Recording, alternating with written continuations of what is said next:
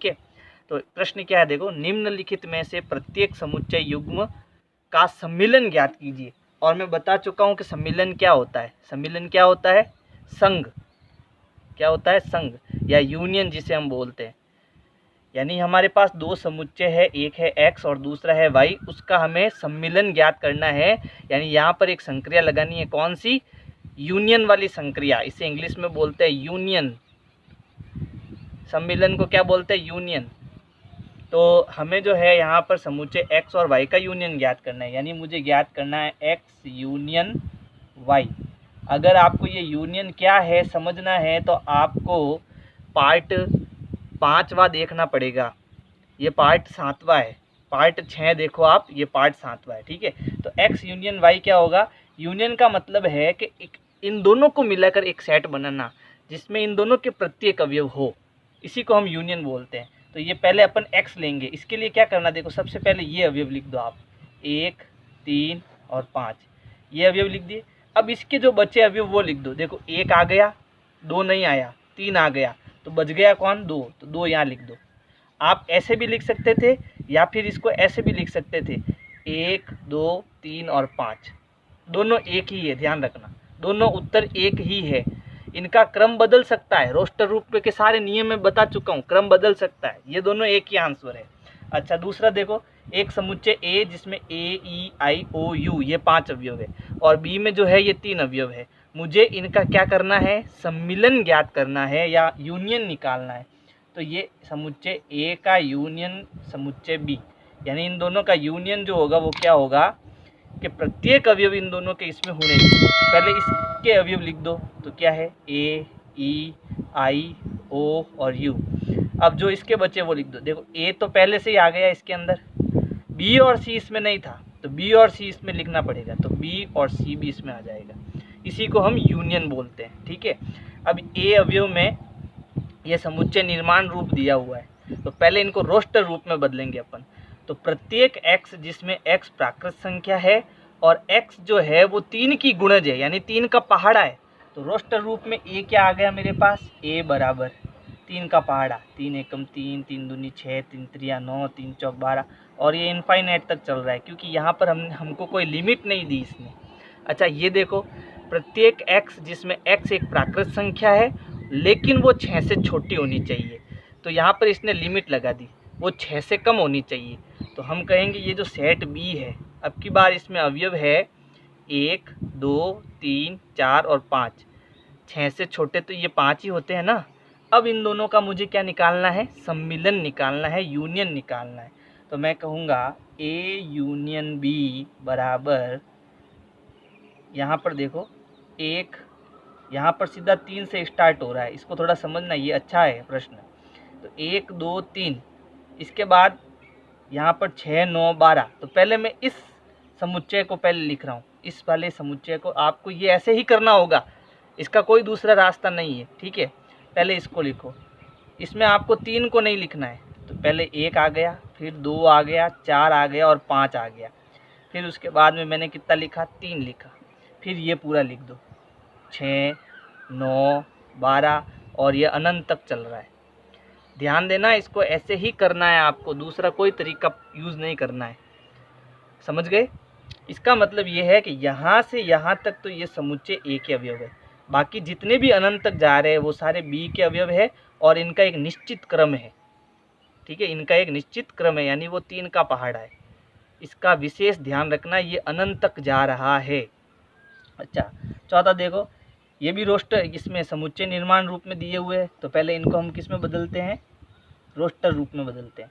प्रत्येक x जिसमें x एक प्राकृत संख्या है लेकिन लिमिट दी हुई है, 1 से तो कम होनी चाहिए, x 1 से तो ज़्यादा होना चाहिए लेकिन 6 के बराबर और 6 से कम होना चाहिए। तो 1 तो होना ही नहीं चाहिए इसके अंदर, तो कहाँ से स्टार्ट होगा? 2 से, 3, 4, 5 और 6 भी होगा क्योंकि 6 के बराबर हो सकता है। तो a तो मुझे मिल गया। अच्छा, अब b निकालते हैं रोस्टर रूप में।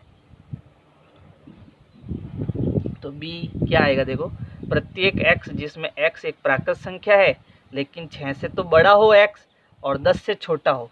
तो 6 से बड़ा यानी कि 7 हो सकता है, 8 भी हो सकता है, 9 भी हो सकता है, लेकिन 10 नहीं हो सकता क्योंकि यहाँ पर बराबर नहीं कह रहा है, ये 10 से छोटा का कह रहा है। तो हमारे पास दो समुच्चय आया ए और बी। अच्छा, ए और बी, अब इसका मुझे क्या निकालना है, सम्मिलन निकालना है। तो अब इसका सम्मिलन कैसे निकालेंगे, देखो ए यूनियन बी, ये मैं सॉल्व कर रहा हूँ इधर, ए यूनियन बी, यानी जो ए के अवयव है और बी के अवयव है उन दोनों को मिलाकर एक हमें बड़ा समुच्चय बनाना है। तो ए में है 2 3 4 5 6, तो ये तो लिख दो 2 3 4 5 और 6। अब कौन बच गया, 7 8 9 नहीं आया इसमें, तो इसको वापस लिख दो 7 8 और 9, ये इन दोनों को मिलाकर एक समुच्चय बन गया। तो इसे हम क्या कहेंगे, ए यूनियन बी कहेंगे। अब देखो पांचवा, यहाँ पर आपको रोस्टर रूप में दे रखा है पहले से, तो अब हमें क्या ज्ञात करना है, ए यूनियन बी ज्ञात करना है। अच्छा, ए के प्रत्येक अवयव क्या है, 1 2 और 3, और बी में क्या है 5, यानी बी खाली है। तो इन दोनों को मिलाकर लिखना था, हमने इन दोनों को मिलाकर लिख दिया। हमें पता है कि कोई भी समुच्चय होगा उसमें खाली तो पहले से ही है, रिक्त समुच्चय तो पहले से ही है। अच्छा, नेक्स्ट, अभी मैं सीधा प्रश्न 5वां ले रहा हूँ, क्योंकि 5वां और पहला प्रश्न के जो अंक है वो सेम है, लेकिन यहाँ पर जो है अब हमें सर्वनिष्ठ ज्ञात करना है, यानी कॉमन ज्ञात करना है, इसलिए ये पहले ले रहा हूँ मैं, फिर दूसरा तीसरा इसके बाद करते हैं। तो इसमें भी देखो हमें इसका सर्वनिष्ठ यानी कॉमन निकालना है। कॉमन का मतलब क्या हो गया कि जो इसमें है वो इसमें भी होना चाहिए, उसी अवयव को हमें लिखना है, तो इसे हम बोलते हैं इंटरसेक्शन। तो यहाँ पर जो है हमें सेट ए और सेट वाई का इंटरसेक्शन निकालना, ये इंटरसेक्शन का निशान है। अच्छा, यानी इंटरसेक्शन का मतलब होता है दोनों में जो कॉमन अवयव है वो, तो एक इसमें है एक इसमें भी है, फिर ये 3 इसमें है 3 इसमें भी है, तो दो अवयव इसमें कॉमन है, एक तो है 1 और दूसरा है 3। तो इसी को हम क्या कहते हैं, सर्वनिष्ठ कहते हैं, इंटरसेक्शन कहते हैं, इंग्लिश में इंटरसेक्शन बोलते हैं इसको। फिर दूसरा देखो, ए बराबर यहाँ 5 अवयव दिए हुए हैं और बी में ए बी सी दिया हुआ है, लेकिन हमें इंटरसेक्शन यानी कॉमन पार्ट निकालना है, कॉमन अवयव निकालना है। तो ए इंटरसेक्शन बी बराबर जो दोनों में है वो कौन है, केवल ए है, इसके अलावा दोनों में कोई नहीं है, तो सिर्फ ए को ही हमें लिखना है, इसी को हम इंटरसेक्शन बोलेंगे, सर्वनिष्ठ बोलेंगे। अच्छा, तीसरा क्या है, तीसरे में वापस हमें रोस्टर रूप में बदलना होगा। तो ए अभी मैंने निकाला था क्या है, 3 का गुणज 3 एकम 3 3 दूनी 6 3 त्रिया 9, ऐसे चलता रहेगा। अच्छा, बी क्या निकलेगा कि प्रत्येक x जिसमें x एक प्राकृत संख्या है लेकिन 6 से कम है, तो 6 से कम क्या होता है, 5 तक होता है, ये इसका रोस्टर रूप आ गया। अब मुझे निकालना है ए कॉमन बी, यानी ए इंटरसेक्शन बी। अच्छा, ए और बी का इंटरसेक्शन जो दोनों में हो, देखो यहाँ पर 3 6 और 9 सीधा ये चल रहा है, और यहाँ पर 1 2 3 4 और 5, यानी पक्का इसमें एक ही अवयव है, और वो कौन सा है, 3 है, जो दोनों में कॉमन है, इसके अलावा कोई भी कॉमन नहीं मिलेगा। तो यहाँ पर मैं कहूँगा ए इंटरसेक्शन बी क्या आएगा, ओनली 3। अच्छा, इसको देखो, इसको भी हमें पहले रोस्टर रूप में बदलना होगा। तो मुझे यहाँ पर देखो ए क्या मिलेगा, ए मुझे यहाँ मिलेगा प्रत्येक x जिसमें x जो है वो 1 से 6 तक है, लेकिन इसमें 1 नहीं होना चाहिए, 6 हो सकता है। तो ये स्टार्ट होगा 2 से 6 तक, ये a मिल गया मुझे। अच्छा, b क्या मिलेगा, तो b मिलेगा यहाँ पर 6 और 10 के बीच का, तो 7 8 और 9। अब मुझे ज्ञात क्या करना है, a इंटरसेक्शन b, यानी a और b का इंटरसेक्शन ज्ञात करना है। अच्छा, इन दोनों में कॉमन अवयव कौन सा है, ऐसा कोई कॉमन अवयव है क्या जो दोनों में है, यहाँ है 2 3 4 5 6 और यहाँ है 7 8 9, ऐसा कोई अवयव कॉमन नहीं है। इसका मतलब हम कहेंगे ये फाई आएगा, यानी एक रिक्त समुच्चय आएगा, या तो फाई लगाओ या फिर ऐसा एक खाली डब्बा बना के छोड़ दो, ये भी सही है। अच्छा, अंतिम देखो, यहाँ पर है 1 2 3 और यहाँ है फाई, तो इन दोनों में कॉमन फाई ही आएगा। कैसे देखना, मैंने कहा ए इंटरसेक्शन बी क्या होगा, तो आपने कहा इसमें 3 अवयव है, इसमें एक भी अवयव नहीं है, तो इन दोनों में तो कॉमन कोई है ही नहीं। जब कॉमन कोई होता ही नहीं है तो उत्तर आता है फाई, ध्यान रखना। प्रश्न संख्या 2, मान लीजिए a बराबर ए बी एक समुच्चय है, b बराबर ए बी सी का एक समुच्चय है, तो क्या यहाँ पर क्या होगा, क्या a बी का उपसमुच्चय है ये बताना है, और इसी के साथ में ए यूनियन बी क्या होगा वो भी बताना है। तो हम ए और बी को अगर देखें तो उपसमुच्चय की परिभाषा क्या होती है कि वो प्रत्येक अवयव जो ए में है वो बी में भी अगर होगा तो ए बी का क्या होगा, उपसमुच्चय होगा। तो ए का प्रत्येक अवयव देखो ए बी, क्या वो बी में भी है, ए और बी है, इसका मतलब ए बी का क्या एक उपसमुच्चय है। तो ये तो आपके राइट हो गया। फिर उसके बाद ए यूनियन बी भी हमें ज्ञात करना है। चलो पहले अपन जो ये लाइन लिख देते हैं, एक इसका सॉल्व में एक लाइन लिखनी पड़ेगी। यहाँ ए का प्रत्येक अवयव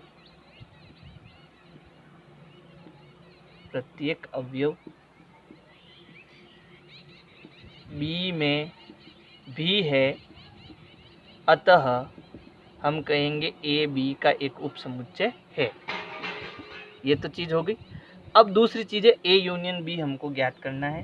तो ए यूनियन बी यानी दोनों को मिलाकर एक सेट बनाना है। तो ये पहले ए को लिखो आप, ए कॉमा बी।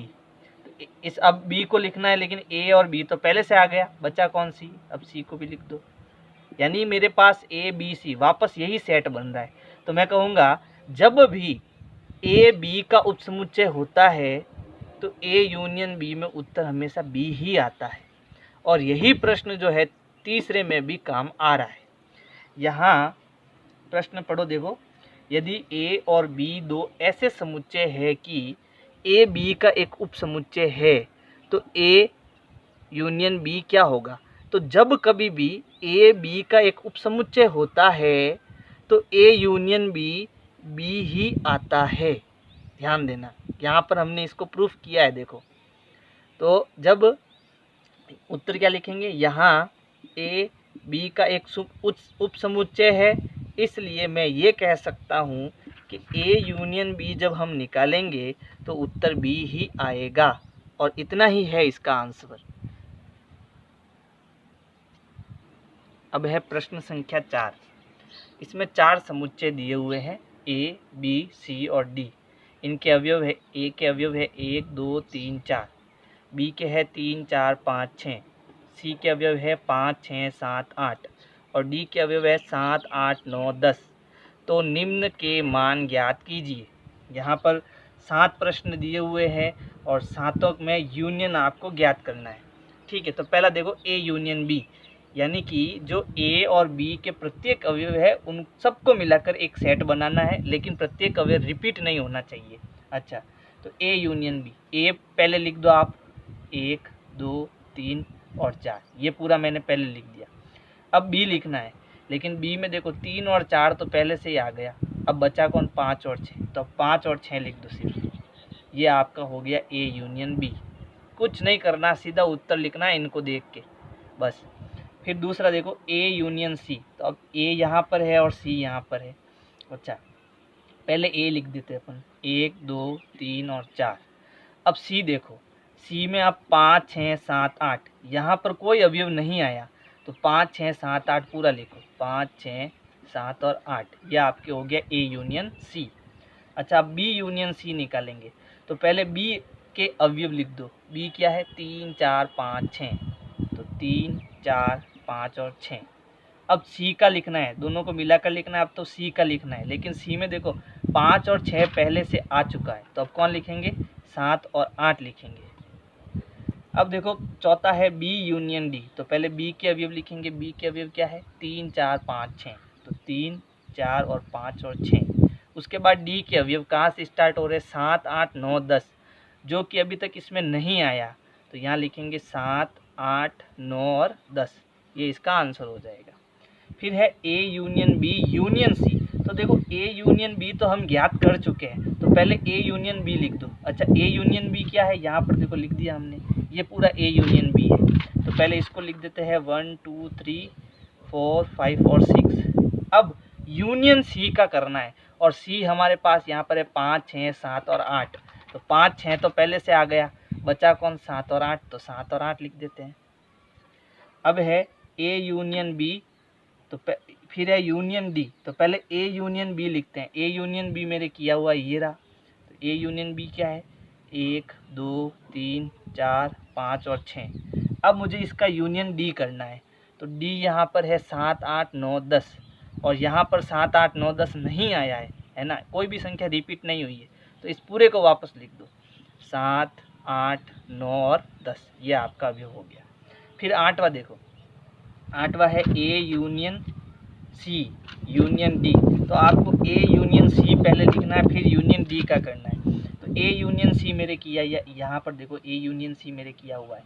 तो क्या है, 1 से लगाकर 8 तक अवयव। तो ये हो गया 1 2 3 4 5 6 7 और 8। फिर यूनियन डी करना है और डी मेरे पास यहाँ है 7 8 9 10। तो 7 8 तो पहले से आ गया, ये अवयव तो आ गए। अब बचे कौन, 9 और 10। तो 9 और 10 लिख देंगे। तो इस प्रकार से जो है हमें इनका सम्मिलन करना है, यूनियन निकालना है। इसको क्या बोलते हैं, यूनियन, और इसका सिंबल है ये। अगला प्रश्न, प्रश्न संख्या 6। इसमें समुच्चय ए में 3 5 7 9 11 अवयव है, बी में 7 9 11 13 अवयव है, सी में 11 13 15 अवयव है और डी में 15 और 17 अवयव है। तो मुझे ये जो नीचे लिखे गए हैं उनके मान ज्ञात करने हैं। लेकिन अब यूनियन नहीं है, अब है इंटरसेक्शन। अच्छा, यूनियन को हिंदी में बोलते हैं सम्मिलन भी कह सकते हैं, और इसको इंग्लिश में क्या बोलते हैं, यूनियन। और ये जो है वो है सर्वनिष्ठ, यानी कॉमन लेना समुच्चयों में से। और सर्वनिष्ठ को क्या बोलते हैं, इंटरसेक्शन। इंटरसेक्शन, तो इसको थोड़ा ध्यान रखना। मैं सम्मिलन को यूनियन बोलूँगा और सर्वनिष्ठ को इंटरसेक्शन बोलूँगा। अच्छा, अब है पहला प्रश्न, देखो ए और बी में मुझे कॉमन बताना है, इंटरसेक्शन बताना है, ए इंटरसेक्शन बी। तो यहाँ इन दोनों समुच्चय में जो कॉमन है वो अवयव यहाँ पर लिखने हैं मुझे। तो यहाँ 3 है, यहाँ नहीं है, यहाँ 5 है, यहाँ नहीं है, यहाँ 7 9 11 है, यहाँ भी 7 9 11 है। इसका मतलब 7 9 11 दोनों में है। ये जो 7 9 11 अवयव है वो दोनों में है, इसका मतलब कॉमन है। कॉमन है तो इसको हम इंटरसेक्शन में एक सेट ऐसे लिखेंगे इसको। फिर बी इंटरसेक्शन सी, यानी बी और सी में जो कॉमन है वो लिखना है। तो बी है 7 9 11 13 और यहाँ पर 11 13 15। तो 11 13 इसमें भी है, 11 13 इसमें भी है, यानी कॉमन क्या आएगा, 11 और 13। ये जो है बी इंटरसेक्शन सी। फिर है A intersection C intersection D. तो पहले आपको क्या करना है, ए इंटरसेक्शन सी निकालना है। तो ये ए है और ये सी है, इन दोनों में कॉमन सिर्फ एक अवयव है और वो है 11। देखो 1 5 7 9 और 11, फिर ये सीधा 11 से स्टार्ट हो रहा है, इसका मतलब 11 दोनों में कॉमन है। तो ए इंटरसेक्शन सी पहले निकालूंगे तो कितना आएगा, 11। फिर इसका भी, ये जो 11 हमने निकाला है इसका भी इंटरसेक्शन करना है डी से। अच्छा, डी एक बार लिख दो यहाँ पर। तो डी क्या है, 15 और 17। तो अब इन दोनों में देखो जो कॉमन है, कोई भी कॉमन नहीं। तो कोई भी जब कॉमन नहीं होता है तो उसका समुच्चय क्या लिखना है, रिक्त समुच्चय लिखना है, फाई लिखना है। फिर है ए इंटरसेक्शन सी। तो ए इंटरसेक्शन सी अभी हमने निकाला, जस्ट कितना निकाला, 11। इसको देख के भी कर सकते हो। अच्छा, ए इंटरसेक्शन सी कितना आया, 11 आया। फिर 5वां है बी इंटरसेक्शन डी, यानी बी और डी में से कॉमन लेना है। इसमें है 7 9 11 13, इसमें 15 17। तो यहाँ पर एक भी अवयव ऐसा नहीं है जो दोनों में कॉमन हो, इसका मतलब ये भी क्या है, रिक्त है, फाई कर देंगे इसको। फिर छठा है ए इंटरसेक्शन, फिर ये कोष्टक में दिया हुआ है बी इंटरसेक्शन सी। तो ये जो कोष्टक में दिया हुआ है ये पूरा एक समुच्चय लेना है और इस ए को ए पूरा एक समुच्चय लेना, और बीच में क्या लगाना, इंटरसेक्शन। तो मैं पहले ए लिख देता हूँ। ए मेरे पास है 3 5 7 9 11, 3 5 7 9 और 11, ये पूरा ए हो गया। अब यहाँ लगा हुआ है इंटरसेक्शन, तो यहाँ भी इंटरसेक्शन लगाना है। फिर बी सी हमने निकाला हुआ है, बी सी निकाला हुआ है, देखो बी, अच्छा यूनियन है, सॉरी, बी यूनियन सी लेना है। अब यूनियन का मतलब बी और सी का संग लेना है, इन दोनों को मिलाकर लिखना है। तो ये बी है और ये सी है। तो यहाँ है 7 9 11 13, तो पहले ये लिख देंगे 7 9 11 और 13। फिर सी भी साथ में लेना है क्योंकि यहाँ पर क्या है, यूनियन है, यूनियन लिख करना आपने को इसका। तो 11 13 तो आ गए इसमें पहले से, अब बचा कौन 15, तो 15 भी इसमें आ जाएगा। अब इन दोनों का जो है हमें इंटरसेक्शन निकालना है। तो जो इन दोनों में कॉमन अवयव अगर हम देखें तो 7 9 11 इसमें है, 7 9 11 इसमें भी है। तो इसका उत्तर क्या आएगा 7 9 11, ये एक समुच्चय इसका उत्तर आएगा। तो A intersection B union C का जो उत्तर होगा वो होगा समुच्चय 7 9 11। ठीक है। अब देखो ए इंटरसेक्शन डी, तो ये ए इंटरसेक्शन डी, इन दोनों में कोई भी अवयव कॉमन नहीं है, तो इसका उत्तर भी क्या आएगा 5 आएगा। फिर 8वां देखो, ये पूरा 1 है क्योंकि ये कोष्टक के अंदर है, तो ए को पहले लिख देते हैं और ए हमने लिखा हुआ है यहाँ पर देखो 3 5 7 9 और 11, ये आपका ए लिख दिया। फिर यहाँ पर किसका निशान है इंटरसेक्शन का, तो ये इंटरसेक्शन का लगा देंगे। फिर बी यूनियन डी, यानी बी और डी का यूनियन करना है, तो ये है 7 9 11 13। पहले बी का लिखेंगे 7 9 11 और 13। फिर डी का भी यूनियन करना है, यहाँ है 15 और 17, तो ये रिपीट तो अभी हुआ नहीं 15 17, तो 15 17 लिख दो वापस 15 और 17। अब इन दोनों में हमें कॉमन निकालना है, यानी इसका इंटरसेक्शन करना है। तो यहाँ है 3 5 7 9 11 और यहाँ गाड़ी स्टार्ट हो रही है 7 9 11 से, तो इसका मतलब 7 9 11 इसमें भी कॉमन है और इसमें भी कॉमन है, तो यहाँ पर भी क्या आएगा 7 9 और 11 ही आएगा। फिर यहाँ देखो, थोड़ा यहाँ ध्यान रखना, ये पूरा 1 है और ये पूरा 1 है क्योंकि ये कोष्टक में दिए हुए हैं। फिर इनका यूनियन निकालना है। अच्छा ए इंटरसेक्शन बी मेरे निकाला हुआ है, ये देखो ये इंटरसेक्शन बी, तो इसको लिख दो 7 9 11, 7 9 और 11, और बीच में क्या है इंटरसेक्शन है। अच्छा बी यूनियन सी भी निकाला हुआ है, तो बी यूनियन सी तो यहाँ निकाला हुआ है, देखो ये बी यूनियन सी, ये रहा बी यूनियन सी, देख के भी निकाल सकते हो आप, मैं यहाँ से सीधा लिख रहा हूँ क्या क्या है 7 9 11 13 और 15। अब इन दोनों में जो कॉमन आ रहा है, तो वापस इन दोनों में कॉमन देखो 7 9 11 7 9 11, कॉमन वापस यही आ रहा है 7 9 और 11।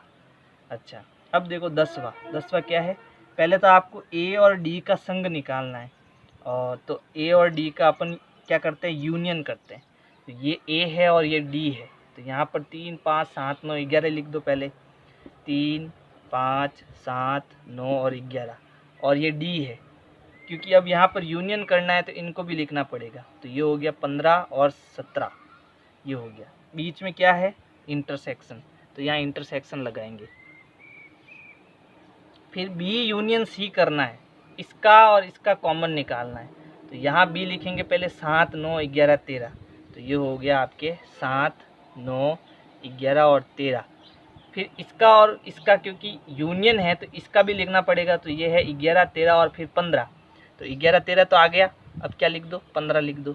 अब मुझे इन दोनों का कॉमन निकालना है, तो यहाँ पर है 3 5 7 9 11 15 17, तो यहाँ पर भी देखो 7 9 11 13 इसमें नहीं है तो 13 नहीं लेना है, और फिर 15 है, ये पूरे अवयव इसके अंदर है, इसमें भी है, तो ये कॉमन आ जाएगा, तो उत्तर क्या आया 7 9 11 और 15, ये हो जाएगा आपके ए यूनियन डी का इंटरसेक्शन बी यूनियन सी। क्या आएगा उत्तर 7 9 11 और 15। प्रश्न संख्या 7, प्रश्न में यहाँ देखो, यदि a बराबर प्रत्येक x जिसमें x एक प्राकृत संख्या है, फिर b बराबर प्रत्येक x जिसमें एक x जो है वो एक सम प्राकृत संख्या यानी सम संख्या है, प्रत्येक x जिसमें x जो है वो एक विषम प्राकृत संख्या यानी विषम संख्या है, और d बराबर जिसमें प्रत्येक x जो है एक अभाज्य संख्या है। तो पहले हम जो है इन तीनों के रोस्टर रूप लिख देते हैं। तो रोस्टर रूप जब हम लिखेंगे तो a मुझे क्या मिलेगा, a एक प्राकृत संख्या है यानी 1 2 3 और ये लगभग चलती जा रही है, क्योंकि यहाँ पर लिमिट नहीं लगाई हुई है, इसका मतलब ये अनंत तक जा रहा है। फिर अगर मैं b देखूँ तो b यहाँ पर एक सम प्राकृत संख्या है, यानी इस सेट में से खाली सम संख्या आएगी 2 4 6 8 और ये लगातार आपके चलता जाएगा। फिर अगर मैं c सेट देखूँ तो c क्या है विषम प्राकृत संख्या, तो विषम का मतलब यहाँ 1 1 3 5 7 9 ऐसे चलता रहेगा, ये भी अनंत तक जाएगा। और अगर मैं डी देखूं इस समुच्चय में, तो डी यहाँ पर मुझे एक अभाज्य संख्या मिलेगी। और अभाज्य संख्या कहाँ से शुरू होती है? 2 से शुरू होती है, फिर 2 के बाद 3, फिर उसके बाद में 5, 7, फिर आता है 11, इसमें 9 आएगा, इसमें 11 आएगा, फिर इसमें 13 आएगा, और ये भी अनंत तक चलती जाएगी। तो पहले मैंने इसको रोस्टर रूप में लिखा है। अब इस रोस्टर रूप के द्वारा जो है हम इनको आसानी से ज्ञात कर पाएंगे। तो सबसे पहले इसमें पहला देखो, ए इंटरसेक्शन बी निकालना है मुझे। तो इंटरसेक्शन मतलब जो दोनों में कॉमन हो वो निकालना है। यहाँ पर 1 2 3 4 5 6 7 8 9 10 अनंत तक चल रही है संख्या, और यहाँ पर अगर देखें तो 2 4 6 8 सम संख्या चल रही है। तो सम संख्या जो है वो इसमें सारी आपको मिल जाएगी जो इसमें है, यानी ये सारी चीज़ें आपको इसमें मिल जाएगी। तो यही तो कॉमन है, क्योंकि ये सारी चीज़ें इसके अंदर है, इसका मतलब ये दोनों में कॉमन क्या है? ये सारी चीज़ें कॉमन है। तो इसमें हम कहेंगे इसका जो इंटरसेक्शन निकलेगा वो एक सम संख्या निकलेगी, 2 4 6 8, और ये अनंत तक होगी। ठीक है, ये कहाँ तक होगी? अनंत तक होगी। तो हम ये भी तो कह सकते हैं कि ए इंटरसेक्शन बी जो है वो बी ही तो आया मेरे पास में, समझ गए आप? फिर उसके बाद में देखो ए इंटरसेक्शन सी निकालना है। तो ए में तो प्रत्येक संख्या है 1 से लगाकर अनंत तक, और लेकिन सी में केवल क्या है? विषम संख्या। और ये विषम संख्या आपके ए में मिल जाएगी सारी की सारी, यानी ये जो संख्या है वो कॉमन है एक तरीके से देखें तो, क्योंकि ये सारी संख्या इसमें भी है, इसका मतलब ये कॉमन है। तो हम कहेंगे यहाँ पर जो है 1 3 5 7 और ये 9 जो है वो इसका इंटरसेक्शन होगा, और ये भी क्या निकलेगा आपके ए जो है वो सी ही निकलेगा, क्योंकि सी वाला सेट ही वापस मेरे पास आ रहा है। ठीक है, फिर A intersection D, A intersection D निकालेंगे तो 1 2 3 में तो 1 से लगाकर सारी संख्या है, और डी में केवल 2 3 यानी अभाज्य संख्या है।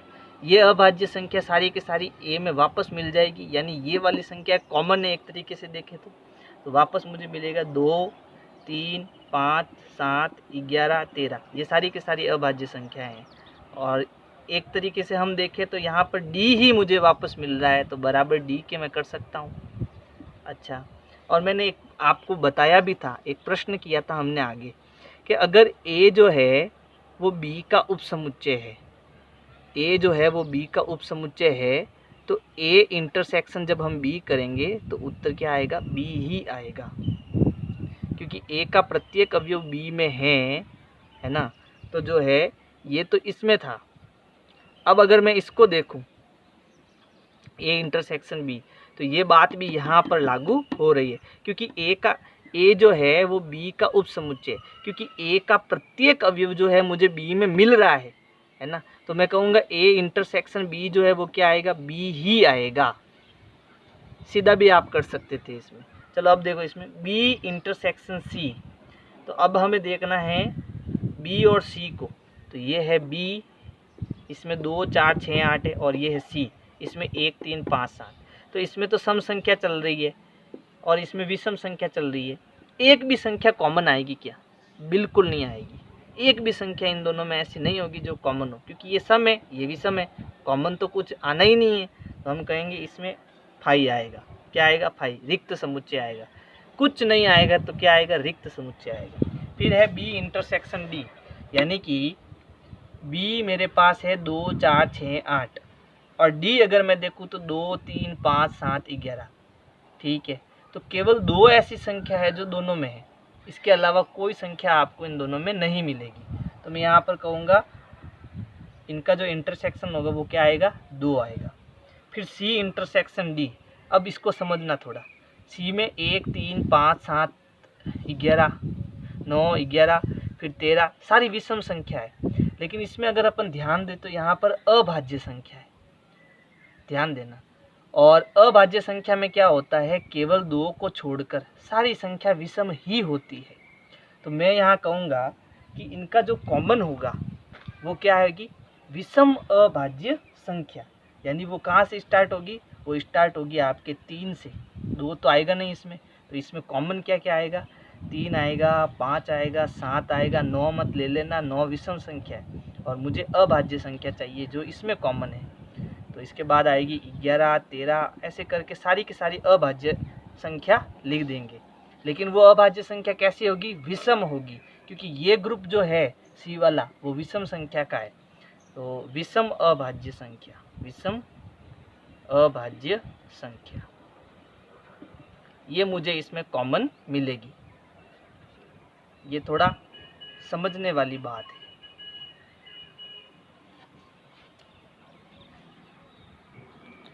प्रश्न संख्या 8 प्रश्न है, निम्नलिखित समुच्चय युग्म में से कौन से युग्म असंयुक्त है? असंयुक्त का मतलब समझो पहले।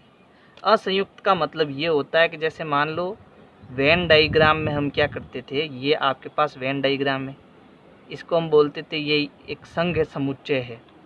फिर इसमें एक सेट है ए और दूसरा सेट है बी। इसमें मान लो अवयव है 1, इसमें मान लो 2, इसमें है 3 और 4। तो मैं क्या कहता, ए यूनियन बी जो है, ए यूनियन बी यानी ए से लगाकर बी तक का समुच्चय वो है 1, 2, 3 और 4। अगर मैं इसमें कहता ए कॉमन बी यानी ए इंटरसेक्शन बी निकालो, यानी जो इसमें भी है और जो इसमें भी है वो क्या होता, 2। 2 इसमें भी है, 2 इसमें भी है, तो मैं कहता ए इंटरसेक्शन बी क्या है, 2 है। इसका मतलब है कि ये एक असंयुक्त युग्म नहीं है, ये संयुक्त युग्म है, संयुक्त युग्म है। संयुक्त का मतलब ये वाला वृत्त इस वाले वृत्त को काट रहा है, क्योंकि इसमें एक कॉमन है और वो कॉमन कौन है, 2 है। तो असंयुक्त किसे कहेंगे? असंयुक्त का मतलब जो एक भी इसको काटे नहीं, यानी एक भी अवयव कॉमन उसमें नहीं हो। तो एक भी अवयव कॉमन नहीं होगा तो ये वृत्त इस वृत्त को कभी काटेगा ही नहीं। तो हमें कुल मिला के अगर मैं इसका इंटरसेक्शन निकालने पर फाई आता है, यानी एक भी अवयव कॉमन नहीं आता है, तो हम कहेंगे ये असंयुक्त है। अच्छा, तो अब इसको सरल करते हैं। देखो पहला प्रश्न जो है वो है, एक समुच्चय दिया 1, 2, 3, 4। तो ये तो रोस्टर रूप में है, लेकिन ये समुच्चय निर्माण में है, तो इसको भी रोस्टर रूप में बदल देते हैं। मैं इसको मान लेता हूँ ए, ये समुच्चय ए मान लेता हूँ, 1, 2, 3 और 4। और इसको जो है मैं समुच्चय बी मान लेता हूँ। और इसमें अगर मैं देखूँ तो ये 4 और 6 के बीच में है और 4 और 6 भी है। ये सारी चीज़ें मैं बता चुका हूँ पार्ट 5 में।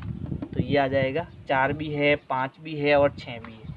तो एक समुच्चय ये आया, दूसरा समुच्चय ये आया।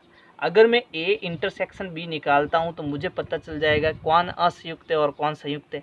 तो इन दोनों में एक अवयव ऐसा है जो कॉमन है, और वो कौन सा है, 4। देखो 4 इसमें भी है और 4 इसमें भी है। तो मैं कहूँगा इसमें ए इंटरसेक्शन बी है। इसका मतलब एक अवयव इसमें है, यानी ये जो है दोनों सेट एक दूसरे को काट रहे हैं। तो इसका मतलब ये असंयुक्त नहीं है, ये संयुक्त है। तो मैं यहाँ कहूँगा ये जो समुच्चय है दोनों, ये युग्म जो है वो असंयुक्त नहीं है, असंयुक्त नहीं है। ये तो संयुक्त है, इसलिए इसको हम लिखना पड़ेगा असंयुक्त नहीं है। अच्छा, अब इसको देखते हैं। इसमें भी हम सेट अगर ले तो ये है ए, ई, आई, ओ और यू। और बी अगर सेट ले तो इसमें है सी, डी, ई और एफ। और अगर मैं इसका ए इंटरसेक्शन बी निकालता हूँ तो इसमें एक अवयव ऐसा है जो दोनों में, देखो ई इसमें भी है और ई इसमें भी है। अब क्योंकि यहाँ पर कॉमन आ गया, इसका मतलब ये भी तो संयुक्त हो रहा है, ये भी तो संयुक्त हो रहा है। तो यहाँ लिखेंगे ये जो युग्म है वो भी असंयुक्त युग्म नहीं है, क्योंकि ये संयुक्त है ना, नहीं करना पड़ेगा हमें बताना संयुक्त कौन सा है। तो अब इसको देखते हैं। ये क्या है, एक सम पूर्णांक है। सम का मतलब अगर मैं सेट लूँगा तो इसमें 2, 4, 6, 8 ऐसे जो है समुच्चय मेरे को मिलेंगे, ऐसे अवयव मिलेंगे। और बी अगर मैं लेता हूँ, बी क्या है यहाँ पर, एक विषम पूर्णांक, यानी 1, 3, 5, 7, 9 और ये भी अनंत तक चल रहे हैं। अब इसमें सारी सम संख्या है, इसमें सारी विषम संख्या है, एक भी संख्या ऐसी नहीं होगी जो कॉमन होगी। तो मैं कहूँगा ए इंटरसेक्शन बी क्या आएगा, फाई आएगा, क्योंकि एक भी अवयव ऐसा नहीं होगा जो कॉमन आएगा। तो जब एक भी अवयव कॉमन नहीं आ रहा है, तो अगर मैं इनका सेट वृत्त में बनाता हूँ तो ये सेट ए हो जाएगा, ये सेट बी हो जाएगा। ये एक दूसरे को नहीं काटेंगे क्योंकि इसमें एक भी अवयव कॉमन नहीं आएगा। तो जब एक भी अवयव कॉमन नहीं आएगा तो मैं क्या कहूँगा, ये जो युग्म होगा वो एक असंयुक्त युग्म है।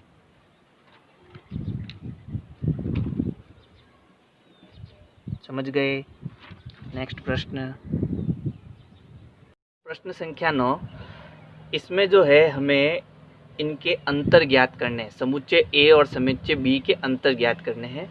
इसके साथ कुल 12 समुच्चयों का अंतर ज्ञात करना है और मैंने अंतर समझा दिया है, पार्ट 6 में समझा दिया, अच्छे से समझा दिया है। प्रश्न में हमें 4 सेट दिए हुए ए, बी, सी और डी, हमें इनके अंतर निकालने हैं। तो सबसे पहला देखो a माइनस बी, तो a माइनस बी का मतलब ये है कि जो a में है उन अवयवों को रखना है, लेकिन जो b में है उनको हटा लेना है। कहने का मतलब अगर ये है कि मान लो ये सेट A है और ये सेट B है, एक प्रश्न समझा रहा हूँ, अच्छे से आप ध्यान से समझना।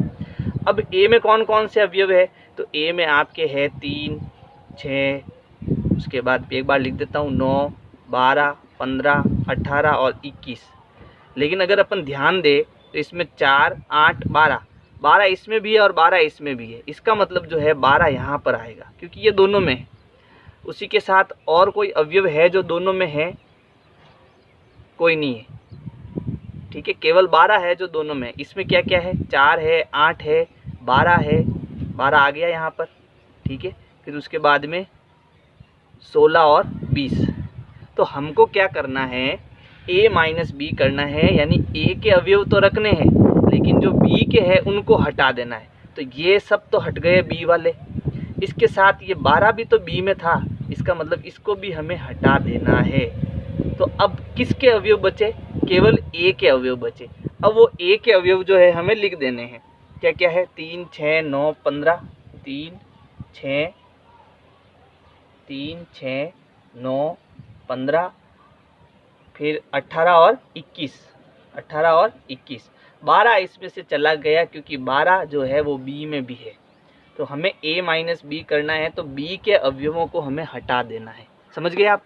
तो इसका मतलब ये हुआ वे अवयव जो a में है किंतु b में नहीं, वे अवयव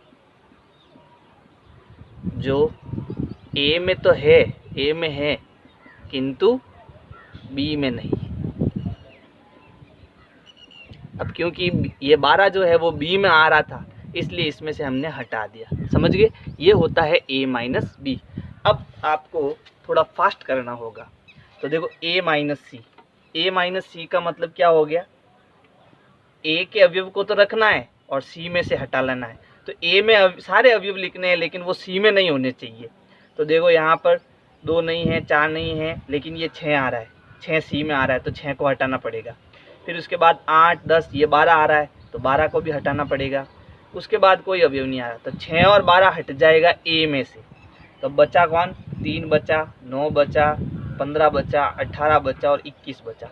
a के अवयव को देख के आपको करना है, इसमें से आपको 6 हटा देना है, 12 हटा देना है क्योंकि वो c में है। और हम क्या कहेंगे, वे अवयव जो a में तो है लेकिन c में नहीं है, जो c में नहीं है उनको लिखना है। समझ गए। चलो अब अगला देखो a माइनस डी, यानी जो a में है लेकिन d में नहीं। तो इन दोनों को देखो आप। तो अब जो a में आपके 3, 6, 9, 12, 15, 18 और 21 है, इसमें सीधा 5, 10, 15 और 20 है। जो दोनों में आ रहा है वो कौन सा है, 15 है। तो मुझे 15 a में से हटाना पड़ेगा, इसी को a माइनस डी बोलेंगे। यानी वे अवयव जो a में तो है लेकिन d में नहीं है। नोट्स आपको अवेलेबल करा दूंगा मैं, टेलीग्राम चैनल आप ज्वाइन कर लीजिए, वहाँ पर मैं आपको नोट्स अवेलेबल कराता रहूँगा। तो ये जो है हमें 15 हटाना पड़ेगा इसमें से। तो आप क्या करोगे, 3 तो आएगा, 6 भी आएगा, 9 भी आएगा, 12 भी आएगा, लेकिन 15 नहीं आएगा क्योंकि 15 इसमें आ रहा है और हमें b अवयव नहीं, d के अवयव जो है वो नहीं लेने हैं। ठीक है, तो अब बचा कौन, 18 और 21। तो ये जो है आपके किसके अवयव हो गए, a माइनस डी के अवयव हो गए। अच्छा, अब है b माइनस ए, यानी b के अवयव लिखने हैं लेकिन उसमें a का अवयव एक भी नहीं लिखना है। तो a को हटाना है अपने को। तो इसमें 4, 8, फिर 12, लेकिन 12 इसमें भी आ रहा है तो 12 को हटाना पड़ेगा। फिर यहाँ 16 है और 20 है। अब कोई भी अवयव इसमें नहीं आ रहा है, केवल जो ये 12 है वही आ रहा था, तो 12 को हटा लेना अपने को b में से। तो यहाँ 4, 8, फिर उसके बाद 16 और 20 आ जाएगा, 16 और 20। तो ये हो जाएगा b माइनस ए का अवयव। अब आगे देखो c माइनस ए, तो c के अवयव लिखने हैं लेकिन उसमें a का कोई भी अवयव नहीं आना चाहिए। तो 2, 4, 6 इसमें आ रहा है तो 6 को हटाना पड़ेगा c में से। फिर 8 नहीं आ रहा है इसमें, 10 नहीं आ रहा है, 12 आ रहा है तो 12 को भी हटाना पड़ेगा c में से। 14 नहीं आ रहा है और 16 भी नहीं आ रहा है, तो 6 और 12 को हटा देंगे c में से। तो बचा क्या, 2, 4, उसके बाद में 8, 10, 14 और 16। ये किसके अवयव हो गए, c माइनस ए के अवयव हो गए। अच्छा, अब है d माइनस ए, यानी d के अवयव तो अपने को लेने हैं लेकिन वो एक भी अवयव a का नहीं लेना है। तो 5, 10, फिर 15, लेकिन 15 इसमें आ गया क्योंकि हमें d माइनस ए करना है, d को भी देखना है, a को भी देखना है, और वो अवयव हमें नहीं लेना है जो a में है। तो हम क्या करेंगे, इसमें 15 आ रहा है, इसमें भी 15 है, तो 15 को हमें हटाना पड़ेगा यहाँ से। बाकी कोई भी अवयव है जो इसमें नहीं आ रहा है, तो बच्चे कौन, 5, 10 और 20। तो यहाँ आ जाएगा 5, 10 और 20। फिर है b माइनस सी। अब ध्यान देना, b कहाँ है, ये वाला है, फिर c कहाँ है, ये वाला है। b के अवयव लिखने हैं लेकिन वो c में नहीं होने चाहिए। तो अब b में से मुझे क्या क्या हटाना है, देखो यहाँ 4 है, यहाँ भी 4 है, यहाँ 8 है, यहाँ भी 8 है, यहाँ 12 है, यहाँ भी 12 है, यहाँ 16 है, यहाँ भी 16 है, यहाँ 20 है लेकिन इसमें 20 नहीं है। तो मुझे b के अवयव लेने हैं लेकिन उसमें c का कुछ नहीं होना चाहिए, जबकि ये चारों अवयव जो है c में भी है। इसलिए b माइनस सी क्या बचा, केवल 20। ये 20 जो है वो c में नहीं है, इसलिए उत्तर 20 ही आएगा। तो हमें एक सेट मिलेगा जिसमें एक अवयव होगा और वो कितना होगा, 20। चलो अब है b माइनस डी। तो b ये है और d ये है, हमें b के अवयव लेने हैं लेकिन d का एक भी नहीं लेना है। तो अगर अपन ध्यान से देखें तो केवल एक ही अवयव है जो दोनों में है और वो है 20। तो हमें b में से 20 को हटा लेना है क्योंकि b में से d को हटाना है और d का केवल एक अवयव आ रहा है और वो क्या आ रहा है, 20 आ रहा है। बाकी अवयव हमें लिख देने हैं। तो d के कौन कौन से अवयव बच गए, 4, 8, 12 और 16। ये आपके किस में रह जाएंगे, b में, b माइनस डी में रह जाएंगे शेष। फिर है c माइनस बी। तो c को देखो और b को देखो, तो हमें c के अवयव लेने हैं जो b में नहीं है। तो इसमें 2 है, इसमें नहीं है, चलो ये लेना है। ये नहीं लेना है क्योंकि ये इसमें है। फिर 8 भी है इसलिए ये भी नहीं लेना है। अच्छा, फिर 12 इसमें है इसलिए हमें 12 भी नहीं लेना है।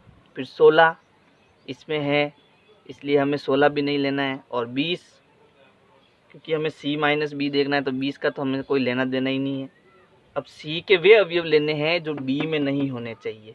तो 4, 8 और 12 और 16, 4, 8, 12 और 16 जो इसमें है तो इनका मतलब इनको हटा देना है, बाकी जो बच गए लिख दो। तो क्या क्या बचा, 2 बच गया, 6 बच गया, उसके बाद 10 बच गया, फिर 14 बच गया। तो ये 4 अवयव बच गए।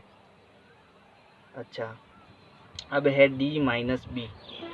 d में से b को हटाना है, यानी ये अवयव मुझे लिखने हैं सारे लेकिन वो b में नहीं होने चाहिए। तो b में केवल एक 20 आ रहा है तो इसका मतलब हमें 20 को हटा देना है, बाकी सबको लिख देना है क्योंकि d के अवयव लिखने हैं। तो बचे कौन, 5, 10 और 15। ये आपके हो गया d माइनस बी। अब है c माइनस डी।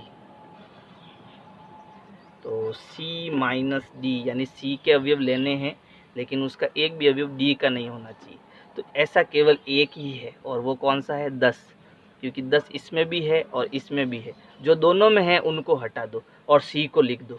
जो दोनों में है उनको हटा दो और c को लिख दो क्योंकि c आगे है, समझ गए। तो c लिख दो वापस पूरा, 2, 4, 6, 8, फिर उसके बाद में 10 तो हटाना है, फिर 12, 14 और 16। अब है d माइनस सी, यानी d को मुझे लिखना है लेकिन उसका एक भी अवयव c में नहीं होना चाहिए। तो d है 5, 10, 15, 20 और इसका एक अवयव जो है वो इसमें है, वो कौन सा है, 10 है। तो 10 को हटा लेना, तो बचा क्या, 5, 15 और 20।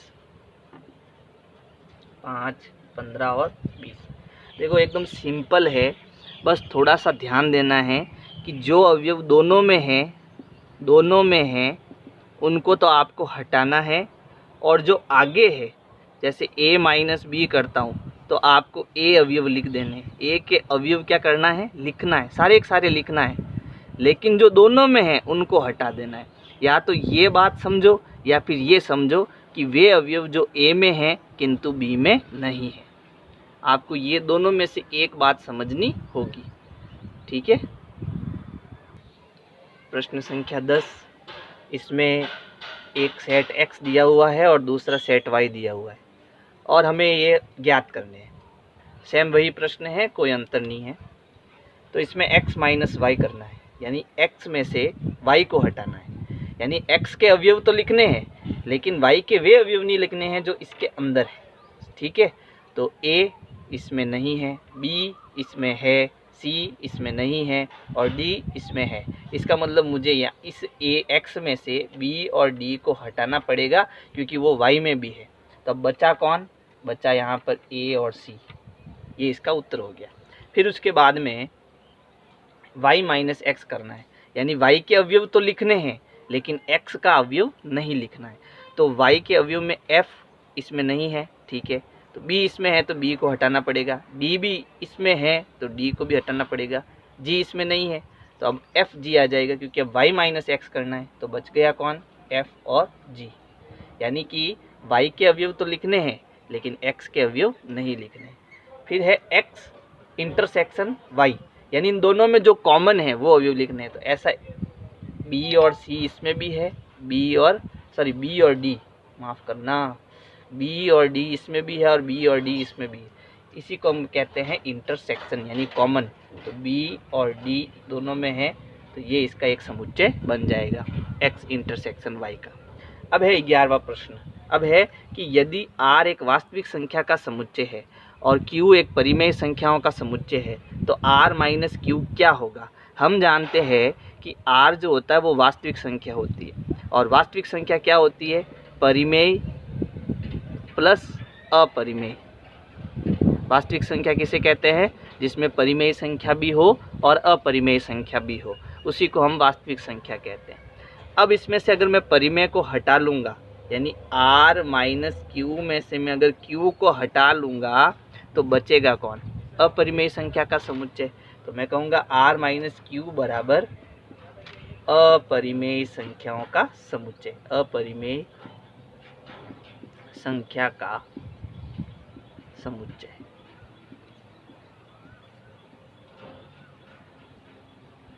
ये आपका उत्तर हो जाएगा। फिर उसके बाद 12वां प्रश्न है, निम्न कथन सत्य और असत्य है, कारण सहित बताइए। कौन सा कथन सत्य और कौन सा कथन असत्य है उसका कारण भी बताना है। और ये प्रश्न मैं उदाहरण के करा चुका हूँ, समझिए, उदाहरण में ये करा चुका हूँ। असंयुक्त का मतलब ये होता है कि जो सेट ए है और जो सेट बी है, इन दोनों सेट में एक बी जो है अवयव कॉमन नहीं होना चाहिए। अगर मैं वेन डायग्राम बनाता हूँ, ये ए सेट है और ये बी सेट है, इसमें 1, 2 और 3, यानी 2 जो है वो बी में भी है, 2 जो है वो ए में भी है, तो ये तो हो गया संयुक्त, यानी ये संयुक्त हो गया। लेकिन अगर ऐसा हो, एक इधर है और एक इधर है, यानी एक भी अवयव ऐसा नहीं जो दोनों में कॉमन है, तो उसे हम बोलेंगे असंयुक्त, ठीक है। तो हमें इसमें बताना है कौन असंयुक्त है। अगर वो कथन असंयुक्त है तो वो सत्य होगा, नहीं तो असत्य हो जाएगा। तो इसमें देखो 2, 3, 4, 5 और यहाँ 3, 6, अगर मैं इनका इंटरसेक्शन ले लूँ, यानी 2, 3, 4 और 5, इसका इंटरसेक्शन मैं 3 और 6 में अगर करता हूँ तो एक ऐसा अवयव है जो दोनों में है और वो है 3, है ना। वो कौन सा है, 3। इसका मतलब ये संयुक्त है।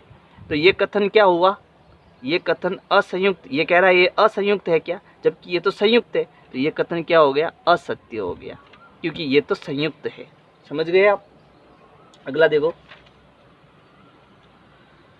अगले में आपके ए बी सी आई ओ और you, A E I O you तथा ए बी सी डी, इसमें भी एक कॉमन है जो दोनों में कॉमन है, और वो कौन सा है, देखो ए इसमें है, ए इसमें भी है, फिर बी सी और डी बाकी कोई अवयव नहीं है। लेकिन ए जो है वो दोनों में है, यानी ये कॉमन आ रहा है, तो मैं कहूँगा ये कथन जो है वो भी क्या है, असत्य है, क्योंकि ये संयुक्त है।